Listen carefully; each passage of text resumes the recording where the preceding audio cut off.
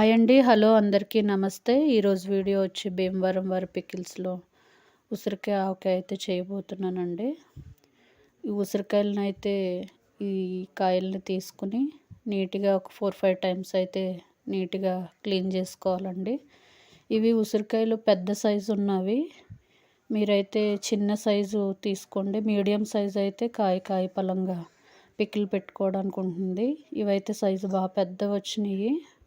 దీన్నైతే 4, 5 సార్లు నీట్‌గా క్లీన్ చేసేసుకుని తడి లేకుండా ఆరబెట్టుకోవాలండి. ఆరబెట్టుకున్న తర్వాత పీసెస్‌ని కట్ చేసుకున్నాను నేను. కట్ చేసిన తర్వాత ఆయిల్ అయితే హీట్ చేసుకోవాలండి. ఈ ఆయిల్ పోసుకుని ఇది బాగా ఆయిల్ హీట్ అయిన తర్వాత ఈ ఆయిల్ని అయితే ఒక 5 మినిట్స్ బాగా హీట్ అవ్వాలండి. ఇది బాగా హీట్ అయిన తర్వాత ఈ మనం తీసుకున్న పీసెస్ ఉన్నాయి కదా, కట్ చేసుకున్న పీసెస్ని తీసుకుని ఈ ఆయిల్లోకి అయితే యాడ్ చేసుకోవాలండి. మొత్తం ఒకేసారి వేయకుండా కొద్ది కొద్దిగా వేసుకుని సిమ్లో పెట్టుకుని మెల్లగా వేయించుకుని కొంచెం కలర్ ఎక్కువసేపు అయితే అవసరం లేదండి. ఒక 10 మినిట్స్ సిమ్లో పెట్టుకుని వెంటనే కొంచెం కలర్ చేంజ్ అయిన తర్వాత ఈ పీసెస్ని అయితే తీసేసుకోవచ్చు. నేను తీసుకున్న వాటిని 4, 5 టైమ్స్ అయితే వేసి తీసుకున్నానండి. మెల్లగా సిమ్లో పెట్టుకుని నీట్‌గా ఇలా ఈ కలర్ వచ్చే వరకు వేయించుకోవాలి. ఇలా వేయించుకున్న తర్వాత అయితే ఒక గిన్నెలోకి అయితే తీసుకోవాలండి. ఇలా ఈ పీసెస్ అన్నీ ఒక గిన్నెలోకి తీసుకున్నాను. ఇవిగోండి మొత్తం పీసెస్ అయితే తీసేసుకున్నాను. తర్వాత ఒక గిన్నె అయితే పెట్టుకోవాలండి. పెట్టుకుని దీనికి కావాల్సిన ఆవాలను తీసుకోవాలి. ఈ ఆవాలను కూడా సిమ్లో పెట్టి లైట్‌గా ఒక్కసారి ఒక 5 మినిట్స్ కొంచెం హీట్ అయ్యే వరకు ఉంచాలండి. దీంట్లోనే నేను మెంతులను కూడా యాడ్ చేశాను. అలాగే కొంచెం జీలకర్ర కూడా వేసుకోవాలండి. ఇవన్నీ వేసుకుని సిమ్లో పెట్టుకుని మెల్లగా దోరగా ఏగే వరకు ఉంచుకోవాలి. దీన్ని కలుపుతూ ఉండాలి. ఒక 5 మినిట్స్ కలర్ చేంజ్ అవుతుంది ఇది.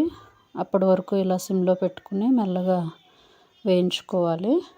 ఇది కలర్ చేంజ్ అయిన తర్వాత దీన్ని అయితే పౌడర్ చేసుకోవాలండి. అలాగే చింతపండు, దీనికి కావాల్సిన చింతపండును కూడా తీసుకుని ఇలా కొంచెం ఆయిల్ వేసుకుని చింతపండుని బాయిల్ అయితే చేశానండి. దీన్ని కూడా ఒక స్పూను పసుపు అయితే వేసుకుని దీన్ని దగ్గరగా వచ్చే వరకు ఉంచుకోవాలి.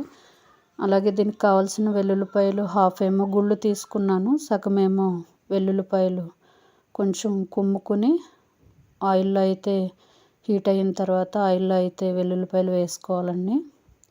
ఈ వెల్లుల్లిపాయలు వేసిన తర్వాత ఒక 2 మినిట్స్ ఉన్న తర్వాత దీన్ని కొంచెం సిమ్లో పెట్టుకుని మెల్లగా వేయించుకోవాలి. వేయించిన తర్వాత ఇలా గుళ్ళు అయితే ఒలుచుకున్నానండి. ఈ గుళ్ళను కూడా తీసుకుని ఈ ఆయిల్లో అయితే యాడ్ చేసేసుకోవాలి.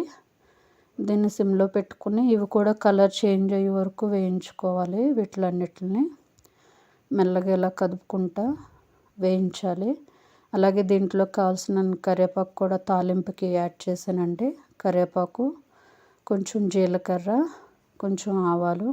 కలర్ అయితే చూడండి, వెల్లుల్లిపాయలు కలర్ చేంజ్ అయినాయి. కరివేపాకులో కూడా వాటర్ అనేది లేకుండా కొంచెం ఫ్రై అయ్యే వరకు ఈ తాలింపును అయితే వేయించుకోవాలండి.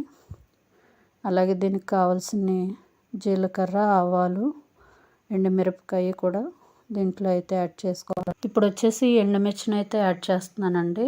ఒక 5 ఎండుమిర్చులు అయితే తీసుకున్నాను నేను. ఈ ఎండుమిరపకాయలు కూడా ఇలా గిల్లేసుకుని ఎండుమిరపకాయలు కూడా వేసేసుకోవాలి.